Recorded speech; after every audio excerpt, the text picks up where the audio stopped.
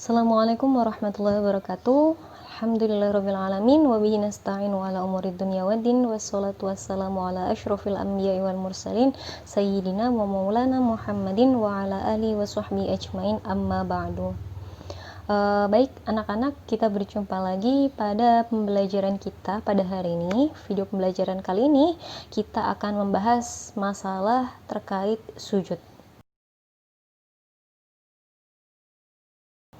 Jadi setelah minggu kemarin kita sudah belajar bersama-sama terkait sholat sunnah yang bisa dikerjakan secara berjamaah, bisa dikerjakan secara munfarid ataupun sendirian, dan juga bisa pula dikerjakan secara berjamaah ataupun munfarid. Nah, untuk kali ini kita akan masuk kepada bab kelima, bab 5, dengan tema jiwa lebih tenang dengan banyak melakukan sujud.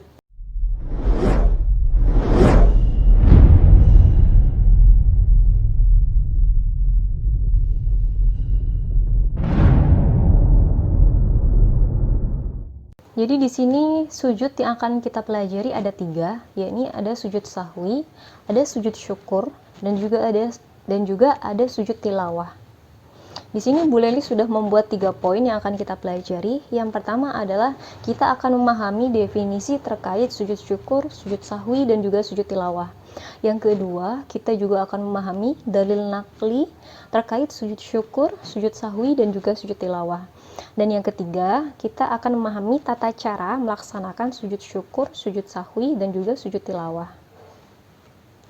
Baik, langsung kita akan masuk kepada poin pertama. Bismillahirrahmanirrahim. Di sini poin pertama adalah kita akan memahami terkait definisi dari sujud syukur, sujud sahwi, dan juga sujud tilawah. Baik, kita akan baca bersama-sama. Sujud syukur adalah sujud yang kita lakukan ketika seseorang memperoleh kenikmatan dari Allah ataupun telah terhindar dari bahaya. Yang kedua, sujud sahwi adalah sujud yang dilakukan ketika kita dalam keadaan lupa atau ragu-ragu di dalam sholat. Yang ketiga, sujud tilawah adalah sujud yang dilakukan karena membaca ayat-ayat sajadah yang ada di dalam Al-Quran ketika sholat maupun dalam keadaan di luar sholat. Baik, mungkin sudah bisa sedikit dipahami terkait definisi dari sujud syukur, sujud sahwi, dan juga sujud tilawah ya. Baik, langsung anak-anak kita masuk ke poin yang kedua, yakni kita akan membahas dalil naqli terkait sujud tersebut. Yang pertama untuk sujud syukur. Sesuai yang boleh katakan tadi, sujud syukur adalah sujud yang kita lakukan ketika kita mendapatkan nikmat atau kita terhindar dari musibah, ya kan? Dalilnya di sini ada di dalam sebuah hadis riwayat Abu Daud dan juga Tirmidzi. Bisa boleh dibacakan. An Abi Bakrata anan Nabiyya sallallahu alaihi wasallam kana idza atahu amrun yasurruhu aw busyra bihi kharran sajidan syukran lillahi. Rawahu Abu Daud wa Tirmidzi. Di sini dikatakan dari Abu Bakrah, sesungguhnya apabila datang kepada Nabi sallallahu alaihi wasallam sesuatu yang menggembirakan atau kabar suka, beliau langsung sujud bersyukur kepada Allah, ya. Di situ diriwayatkan hadis riwayat dari Abu Daud dan juga At-Tirmidzi, ya.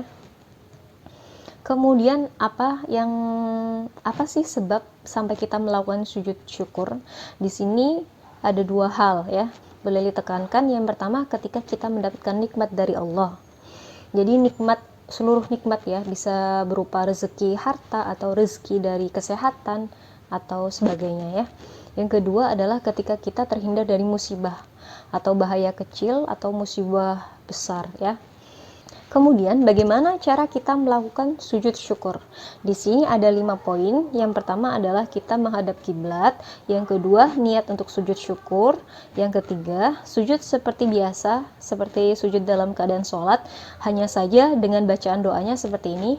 Subhanallah walhamdulillah wala ilaha illallah wallahu akbar wala haula wala quwata illa billahil aliyyil azim, ya. Kemudian yang keempat, kita duduk kembali, selanjutnya langsung ditutup dengan salam. Jadi mudah ya, sujud syukur hanya dilakukan sekali sujud dengan bacaan doa yang boleh dibacakan tadi.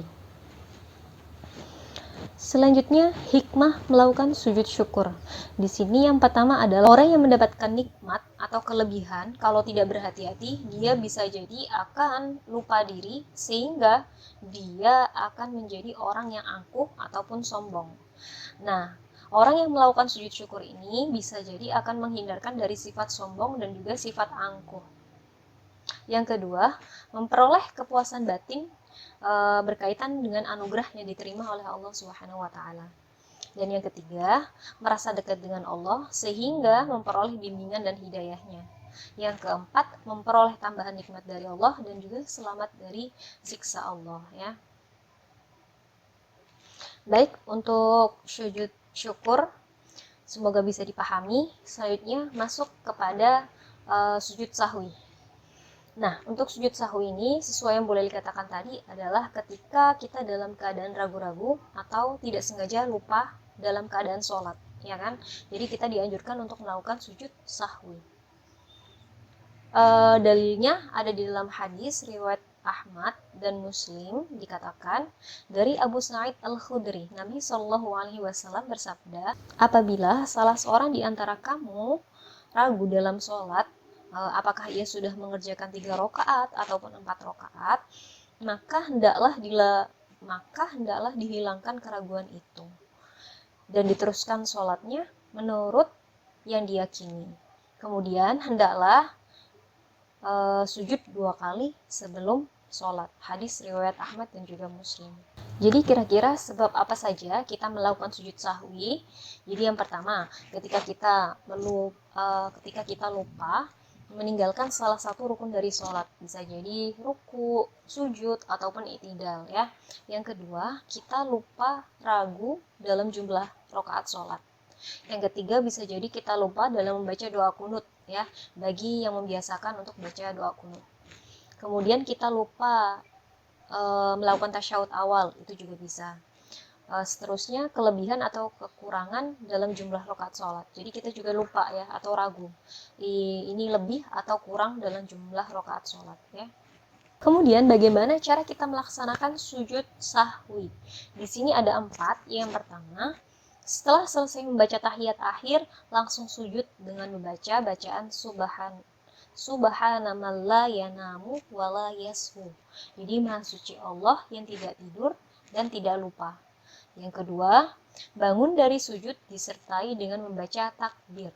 Yang ketiga, kemudian duduk sebentar, lalu takbir, dilanjutkan dengan sujud dengan bacaan doa yang sama.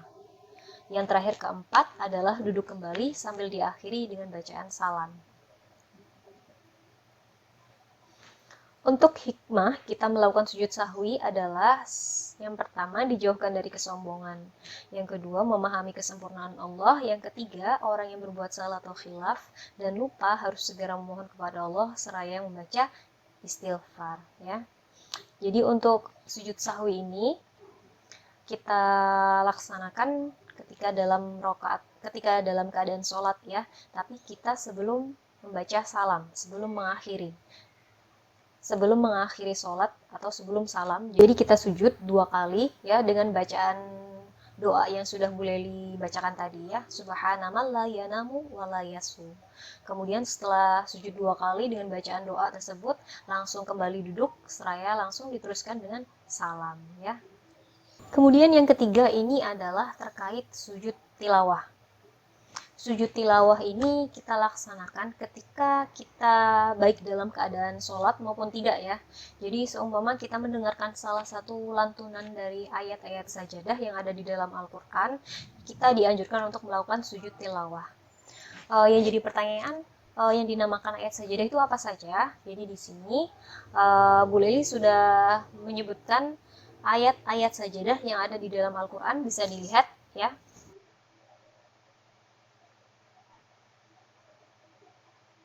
Kemudian terkait dalil sujud tilawah ada di dalam hadis juga. Hadis riwayat At-Tirmidzi dikatakan bahwasanya dari Ibnu Umar, sesungguhnya Nabi Shallallahu Alaihi Wasallam pernah membaca Al-Quran di depan kami. Ketika membacanya sampai pada ayat sajadah, beliau takbir lalu sujud. Maka kami pun ikut sujud bersama dengan beliau. Hadis riwayat Tirmidzi. Cara melaksanakan sujud tilawah. Di sini ada syarat dan juga rukun. Untuk syarat, yang pertama adalah suci dari hadas dan najis, yang kedua menghadap kiblat, yang ketiga adalah menutup aurat, ya.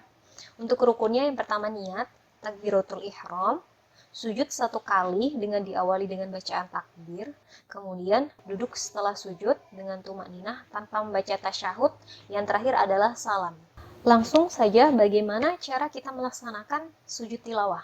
Jadi ada 2 kondisi ketika kita melaksanakan sujud tilawah dalam keadaan sholat maupun di luar sholat. Di sini akan boleh dijelaskan dulu ketika kita tidak dalam keadaan sholat, bagaimana cara mengerjakan sujud tilawah. Yang pertama adalah kita berdiri menghadap kiblat, berniat melaksanakan sujud tilawah, kemudian takbiratul ihram, ya kan? Kemudian langsung sujud 1 kali dengan bacaan seperti ini. Sajada wajhiya lilladzi khalaqahu wa syaqqa sam'ahu wa basarahu bihaulihi wa quwwatihi. Kemudian duduk sejenak langsung dengan ucapan salam. Langsung diakhiri dengan salam, ya. Jadi sujudnya cukup 1 kali dengan bacaan seperti tadi. Kemudian, bagaimana kalau seumpama kita melakukan sujud tilawah dalam keadaan sholat? Nah, pada saat kita sedang berdiri dalam sholat, membaca ayat sajadah, ataupun imam melantunkan salah satu ayat sajadah, maka kita langsung melakukan sujud 1 kali dengan membaca doa sujud tilawah. Nah, jadi setelah sujud, kemudian kita berdiri kembali, langsung melanjutkan gerakan dari sholat. Ya, itu. Selanjutnya, hikmah apa saja ketika kita terbiasa dengan sujud tilawah? Yang pertama adalah dijauhkan dari godaan syaitan, yang kedua lebih menghayati bacaan dan makna Al-Quran yang sedang dibaca, dan yang terakhir adalah mendekatkan diri kepada Allah Subhanahu wa Ta'ala. Baik, itu adalah materi terkait sujud sahwi, sujud syukur, dan juga sujud tilawah. Jadi semoga bisa dipahami dan dicermati dengan baik dan benar. Ataupun ketika ada kesulitan maupun kekurangan bisa dicek kembali di buku paket atau langsung ditanyakan. Oke, begitu.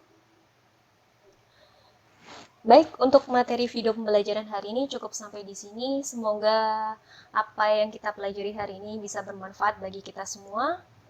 Terima kasih sudah bisa mendengarkan penjelasan dan belajar bersama pada video pembelajaran hari ini. Semoga bermanfaat. Syukran. Wassalamualaikum warahmatullahi wabarakatuh.